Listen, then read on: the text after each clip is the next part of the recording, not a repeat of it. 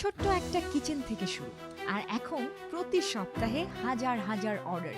ইউক্রেনের এক তরুণী নিজের কিচেন থেকে খুব সিম্পল একটা ব্যবসা শুরু করেছিল। কোনো বড় ফ্যাক্টরি নয়, বড় টিম নয়, শুধু ক্রিয়েটিভ আইডিয়া আর ধৈর্যই ছিল তার সাথে। সে নর্মাল ব্যবহার করা জিনিস যেমন cup, bottle, phone cover, decor piece এসবকে হাত দিয়ে শাইনি ক্রিস্টাল দিয়ে কভার করে দেয়। যে প্রোডাক্টগুলো আগে একদমই কমন ছিল, তার স্পর্শে সেগুলো হয়ে যায় প্রিমিয়াম ডিজাইনার পিস।